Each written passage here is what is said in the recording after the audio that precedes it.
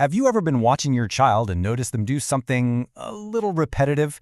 Maybe a quick eye blink, a little shrug of their shoulder, or clearing their throat over and over again. It can be kind of worrying, right? You start to wonder, what is that? Well, if that's you, you're in the right place. Let's get into it and figure out what's really going on. Yeah, whether it's that rapid-fire blinking, a sudden jerk of their head, or a little sniff that seems to come out of nowhere, if you've seen these things, I want you to know you are definitely not the only one. In fact, these behaviors are way more common than most people think. And the first thing to get straight is that this isn't about a bad habit or your child trying to get attention. We're going to break down the science behind what's happening and tackle that big question on every parent's mind these days: what's the deal with screen time? Okay, so first things first, we need a shared understanding of what we're actually talking about here. Because these aren't just nervous habits, they're symptoms of a recognized neurological condition. So let's look at the official definition. The most important word on this slide, the one I really want you to hear, is involuntary. A tic is a movement or a sound that your child literally cannot control. It's not on purpose, it's not to annoy a sibling, and it is absolutely not a reflection on you or your parenting. It's a neurological hiccup, plain and simple. What's pretty interesting is how tics are broken down. You've basically got two main types: motor, which are movements, and vocal, which are sounds.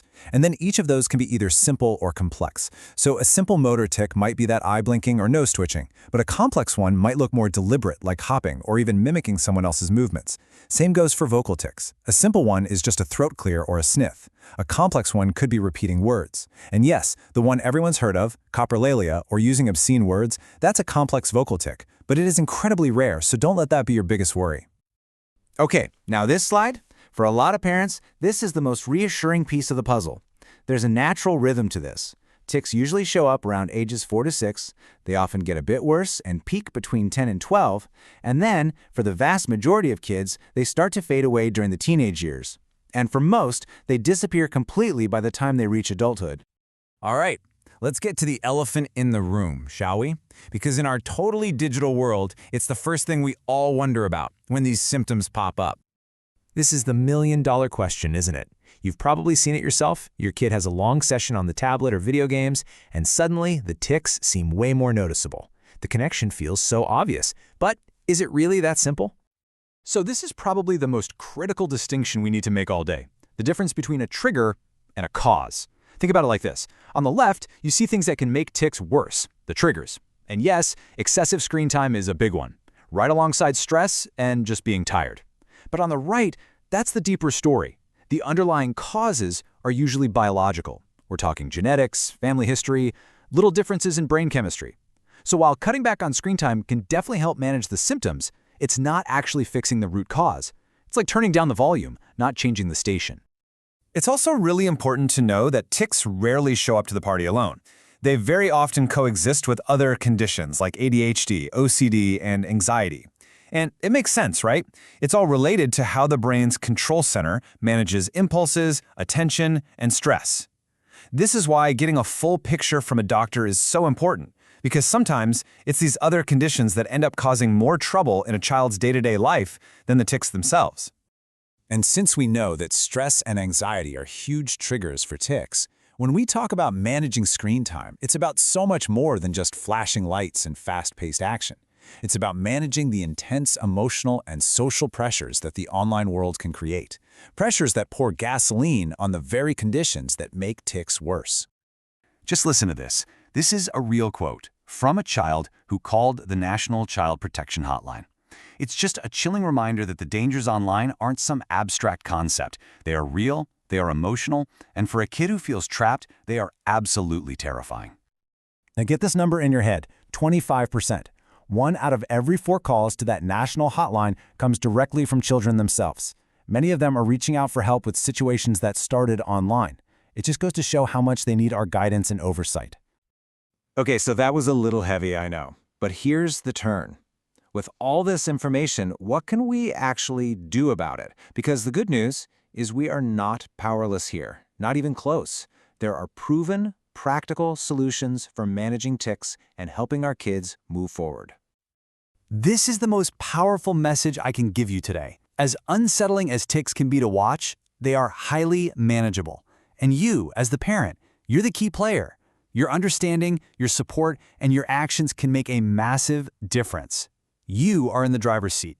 So, the number one first-line therapy isn't a pill, it's a type of behavioral therapy called CBT, and it's brilliant. It's a three-step process. First, you help the child become aware of the weird little feeling they get right before a tic is about to happen.